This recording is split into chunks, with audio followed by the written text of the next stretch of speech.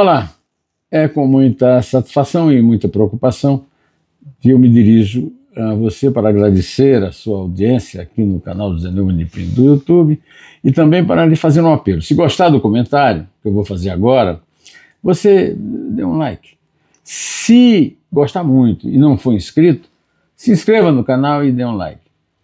E comente. Eu gosto muito que comentem, eu acompanho os comentários, eu reajo a eles e estou aqui no papel de esclarecer as coisas para que você não se deixe enganar pelo noticiário que está circulando nos meios de comunicação a partir do discurso dos principais representantes da casta que nos oprime e que vive às nossas custas.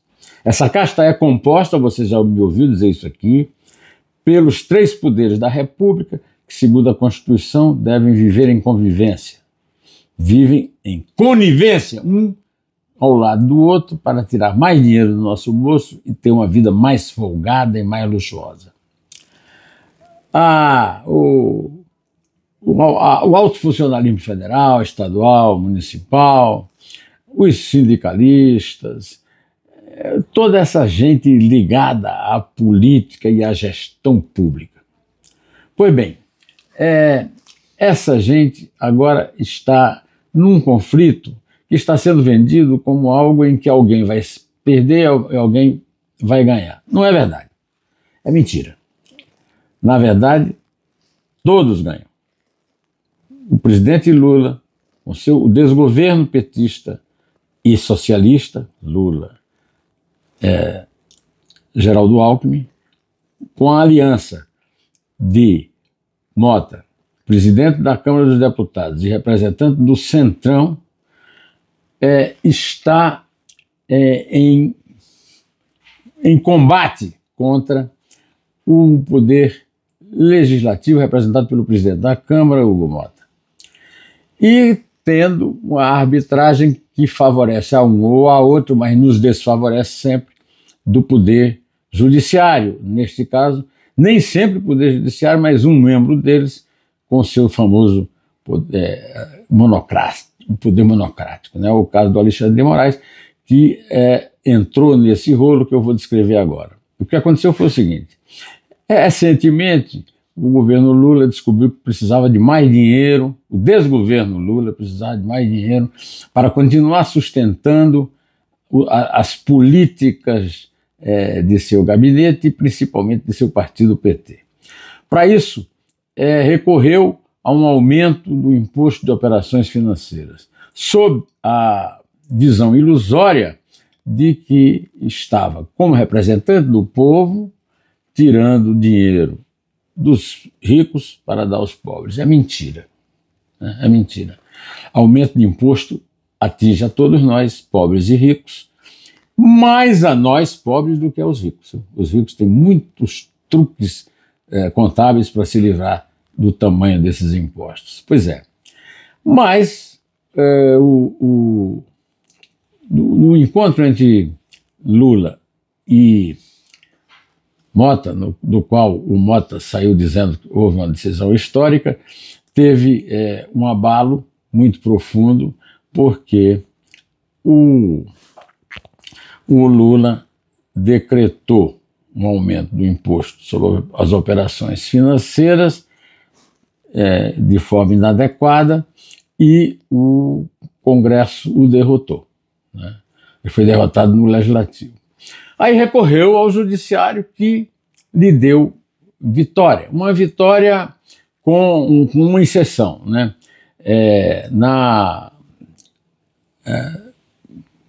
No aumento do IOF, ele tirou do aumento do IOF a chamada exceção risco. Eu lhe diria que é uma coisa tão insignificante e tão enganadora, que é como se fosse um time de futebol que estivesse perdendo 10-0 e fizesse um gol no último minuto e comemorasse esse gol como se fosse um chamado gol de honra. De honra nenhuma, esse é o gol da desonra. 10-1 é uma derrota desonrosa, tá certo? É o caso. Pois bem, o Congresso tinha aprovado uma lei que aumentava o número das vagas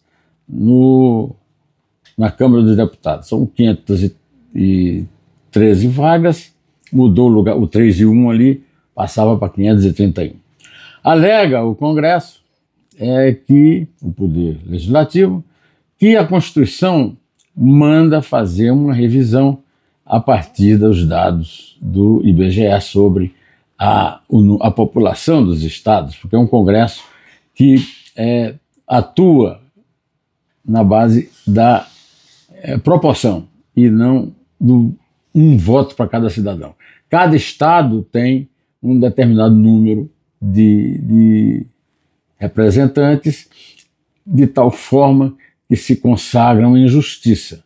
Alguns estados têm mais representação, outros têm menos. Quanto menor o estado, mais representado ele é, o que é uma inversão, inclusive, matemática. De qualquer maneira, o Senado e a Câmara resolveram passar por cima da Constituição e dizer o seguinte: vamos aumentar o número de deputados para obedecer à Constituição. Não é verdade. Aumentar de 513 para 531. Não é verdade. Então, o que é que o presidente Lula fez? O presidente Lula vetou. Não consultou Hugo Mota. Teria de consultar? Em teoria, não. Digam, não, mas já que eles vivem em convivência, já que eles têm conivência, poderia ter avisado. Não avisou, o resultado foi o seguinte. Na madrugada desta quinta-feira, 17 de julho de 2025, a Câmara aprovou, por 267 votos a favor e 116 contra, um projeto de lei que flexibiliza as regras de licenciamento ambiental no país e que cria novos impostos no meio daquelas jabuticabas, como eles dizem, né? Algumas, não impostos, algum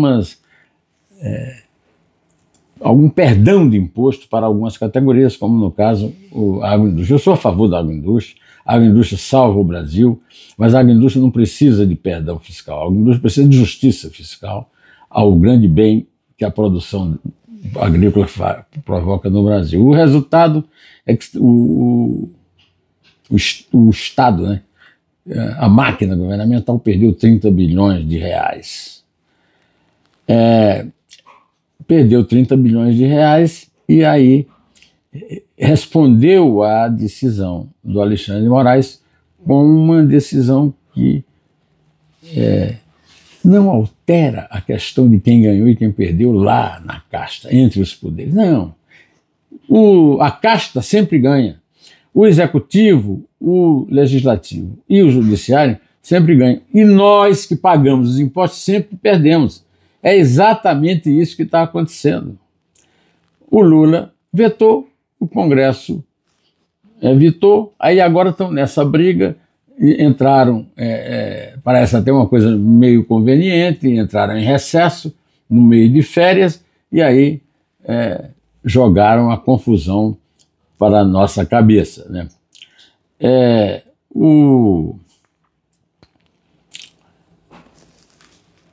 Na verdade, meus amigos, isso aí tudo está sendo uma enganação generalizada, né?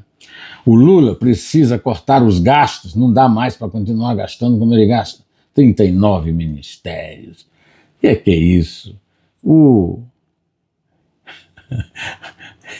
Lúcio Costa e o Oscar Niemeyer não tiveram capacidade de prever isso quando planejaram Brasília, né? O Brasília não tem não tem imóveis suficientes para abrigar 39 gabinetes de ministros na esplanada dos ministérios, planejada pelos comunistas Lúcio Costa e Oscar Niemeyer, né? Pois então, Lula tem que cortar gastos. O legislativo tem de ser